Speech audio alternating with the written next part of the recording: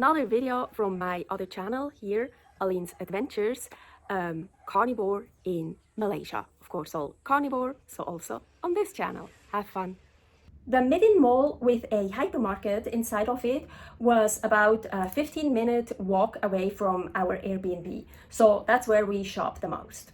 They have much more seafood than meat available there, and I couldn't find any pork anywhere there in that hypermarket.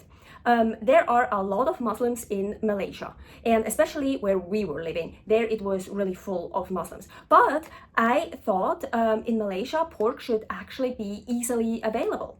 There was buffalo, very lean though, but cooked for long enough, actually quite tasty. The only beef I found was frozen ground beef in a tube. And it looked kind of weird, very lean, but it was super delicious. But I've never had ground beef before that tasted that way, so I think that's why it was so deliciously to me, because it was just different. If I would have only that ground beef available, I would get sick of it, I know it. But for those 20 days in Malaysia, it was super delicious. But I was worried. It tasted so differently, and also the color was so different. I was worried that it wasn't just beef, or that it was contaminated with something, or I don't know, that was just something wrong with it. So I read the package over and over and over again. I translated it again and again, and I asked Paul about it. I had Paul taste it, but it should be beef. Well, in Thailand and maybe also in Malaysia, a lot of times when they say beef, it's actually water buffalo. So maybe it was water buffalo, I don't know, or just some kind of beef I've never had before and just really tastes so differently. There was quite a selection of chicken and some lamb and some mutton, but the prices were great. So mutton shoulder steaks for 28.49 Malaysian ringgit, so that's $6.71 per kilo. 39.99 ringgit, $9.42 per kilo for lamb shoulder steaks. But it needed to be cooked for a long time to be tasty. It was quite tough. The mutton and the buffalo needed to be cooked at least 2 hours for it to be really tasty. Some even more. Otherwise, it was just too tough, the meat. The lamb shoulder steaks were so delicious. They were awesome. So I thought I would have to cook those also for at least 2 hours. So I thought beforehand I'm just gonna sear them. So I started searing them, and luckily I thought, oh, I'm gonna try a little bit before I cook the shit out of them. And holy shit, it was so delicious. It was still raw at certain parts, and just amazing, not tough at all. So yeah, mutton being the old version of a lamb, as being an old lamb, is of course much tougher, so you really need to cook the shit out of it. But because the lamb, it was shoulder, and it looked kind of tough, you know, like shoulder meat can be tough too. I thought you would have to cook that also that long, but no. So luckily I didn't destroy them. If I would have cooked them for 2 hours or whatever, I would have destroyed them. They were so delicious, just barely seared on both sides, or just on one side seared and the other side still raw. Totally good. And so far I only had mutton that I cooked the shit out of it, because mutton is cheaper than lamb. Of course, usually the older animals are cheaper. So but then the lamb, as mentioned, is still also pretty cheap. So it's like, okay, let's get also some lamb steaks, and yeah, they were great. Duck was also super cheap. So 18.59 ringgit per kilo, that's $4.38 American dollars per kilo. That is super cheap for duck. In the United States and in Switzerland, duck is pretty expensive. But I didn't buy a whole duck. I bought a bag of 1 kilogram of duck pieces because of that shitty kitchen I had in Malaysia. Yeah, here is the video about Airbnb in Malaysia, and there I talk more about the kitchen. Oh, and when we went to the hypermarket again for the very last time, I found a very lean buffalo blade steak. I haven't seen those before, so I bought that, or some of them, and I thought, yeah, it's very lean meat. Let's just sear it quickly on both sides and leave the middle raw. It should be edible like that. It shouldn't be tough. So it was super, super lean, and yes, it was so delicious. Like really just seared on both sides a little bit, inside still raw. And unfortunately, as mentioned, we only saw that at the very last time we went shopping there. So I don't know if we just haven't seen it before, or if they didn't have it. So I only got to eat it on that last day we were in Malaysia and during our transition, during our move to Singapore, because it was also in my pre-cooked food. In general, all the foods at the grocery store in Malaysia were cheaper than in Thailand. Well, we were in Mae Rim, Chiang Mai, Thailand, so cheaper than that area.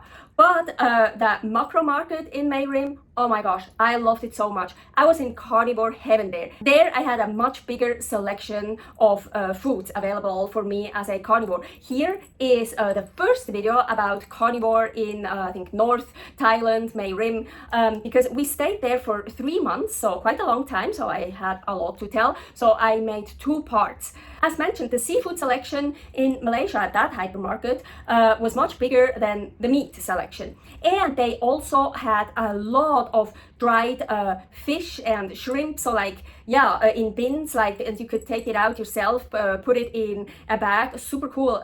A lot of that dried seafood and dried squid. I was looking for that because I saw a Malaysian recipe. I wanted to convert into carnivore, of course, and there was dried squid in it, so I really wanted it. So hell yeah, I found it there. I was so super overjoyed, and I bought only 1 dried squid for that recipe, and after I made the recipe I bought 2 more. I still have 2 dried squids. I was thinking I'm gonna, because they dried, I can just put them in the luggage and yeah, they don't go bad, so I can travel around with them. I thought I'm gonna reserve those maybe for another recipe in the future or something. I usually always check the salt, and they did have Himalayan salt crystals, but fuck, there was iodine in it. And even in the salt grinders, there was iodine in it as well. Yes, Himalayan pink salt cannot cure iodine naturally by itself, but I looked it up, and those 20 ppm iodine per 100 gram of salt, so 20 ppm are 0.19 grams. That can't be natural. So it said it has 20 ppm iodine in it. And this per 100 gram of salt, that can't be natural. Because Himalayan pink salt has less than 0.1 gram iodine per 100 gram of salt. And 0.1 gram, less than that. And those 20 ppm are 0.19 gram. So almost double. So it can't be natural. But it was possible to get natural salt, and we actually bought it, and it was super cheap, $1.69 for 800 grams. But it was fine pink Himalayan salt. There weren't crystals or in a grinder, so just fine Himalayan pink salt, 800 grams for $1.69. Billions, another grocery store at a different mall, a little bit further away from us, so we had to go there with a Grab, and also there, no pork at all, nothing. There's another mall about 10 minutes with a car from our Airbnb, and there was a Java Grocers, and there lots of beef, lots of pork, but the pork was in a different section with the alcohol and other non-halal products. So Muslims are not allowed to consume non-halal products or even touch them. So it was at the Java Grocers in that store, but it was in a complete different section, and we even had to pay for the pork there. So we got some pork for the bak kut te I wanted to make, and we had to pay right there. And a lady there explained to me we can't bring it to the regular cashier because those are mostly Muslims that work there, and they can't even touch pork. Yes, of course the pork is wrapped up, but I mean, you never know, it could leak or whatever. So yeah, we just paid there, and they packaged it up, and it said it was paid, and we put it in a shopping cart, and then we shopped all our other stuff, paid for the other stuff, but we didn't put the pork on there. I don't think what would have happened if we would have put the pork there. They probably would have said no, or would have cleaned it afterwards. So no, that would also be disrespectful.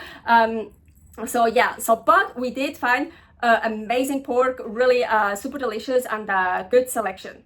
So bak kut te means pork bone tea, and it's believed that it originated in China in the province of Fujian, but now it's also a traditional dish in Malaysia. It's a heritage food. It's a highly popular, iconic dish of Malaysia, a staple dish, and it is also very common in Singapore.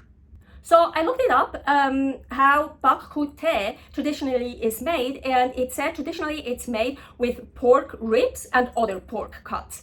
So I just thought that is so funny that a staple dish, a heritage dish, a traditional popular dish in Malaysia contains pork. Most of Malaysia is Muslim. Most of them don't eat pork, don't touch pork. So it's just kind of funny, interesting, weird. Anyways, I made my own carnivore version of the bak kut teh here for my other channel, Creative Carnivore Kitchen, and sometime in the future it will air there. So at the Java grocers, they also had deliciously looking Australian beef and lamb. Ooh, they looked amazing. I'm sure they didn't need a lot of cooking. I'm sure they weren't tough and stuff. They looked amazing. But they were also much more expensive, so I didn't want any of that. Just a little piece of brisket that wasn't very expensive. We bought that, but it was super, super lean, so I could even eat it rare. Because usually brisket, especially when you have like the fatty brisket, you need to cook it. You can't really eat it raw or rare. But anyways, it was good. Even though it was so lean, but yeah, of course, when something is more lean, it usually has less taste because fat equals taste. So like in Thailand, in Malaysia, there are lots of bins with seafood or meat where you can take out yourself whatever you want. I love that. But the difference was in Malaysia, there weren't any tongs or gloves. So people just took it out with their bare hands, whatever they wanted. In Georgetown on Penang Island, Paul found an Indian butcher, mutton and lamb butcher. And I was so overjoyed when I found raw goat's milk there. Yes, we went there twice to get raw goat's milk. And it was so absolutely delicious. So awesome. I loved it. Everywhere I have a chance, I make raw goat's milk or raw sheep's milk, kefir and filly. But I also started drinking it just raw goat's milk, just as it is. And it looks like I tolerate it very well and it's so delicious. I still have to figure out if I tolerate it in high quantities. We also bought some delicious mutton from that butcher store. Oh, it was so good. Oh, and they had ground mutton, so we bought that too, and it was quite fatty, really fatty. Oh, it was delicious. But it said it was 80-20. In Reno, Nevada, we usually bought ground beef 70-30, and it was just as fatty. So let me explain you 80-20. So 80% is the leanness of the meat and 20% the fat. So you get like 90-10, that's like super, super lean, or like, yeah, 70-30, that's quite fatty. But yeah, so 80-20 is kind of in between. And as I mentioned, it was just as fatty as the 70-30, which should be much fattier. That beef that we bought in Reno, it was just as fatty, but it was so delicious. Unfortunately, I forgot to take a picture after I cooked it because it was so good. We ate it right away, everything. I was like, oh shit, I didn't even take a picture. I think we even bought it. No, we just bought it once, yes. But I'm gonna tell you how I like the ground mutton the best. Basically, the same way I like ground beef the best. So the ground meat is still frozen, and I put it in a very, very hot frying pan, and I let it sear only on one side, and really let it sear so it gets dark, not black, but it gets a really nice sear. Then I take it out and I scrape that part off, and while I scrape it off, also raw meat comes off. So I have one side super well seared and the other side still raw. Salt on it, eat it. Amazing. Yeah, sometimes I have a block of ground meat and I'm just holding it in the pan, pushing it down and like waiting. Oh, not done yet, more, yes. Scrape it off and put it back in there and eating this, and oh, it's so good. Oh, and we bought mutton ribs from that Indian butcher. Whoa, to die for. After 3 hours of cooking, oh my gosh, they were so delicious. Oh, amazing. I love getting information about food from locals, but also from anyone else from different countries. So please, if you know some infos on something about Laos, Vietnam, Cambodia, Thailand, Hong Kong, Taiwan, Indonesia, South Korea, Japan, Australia, New Zealand, or anywhere in Central or South America, please put them in the comment. Thank you very much. Stay happy, stay healthy, stay curious.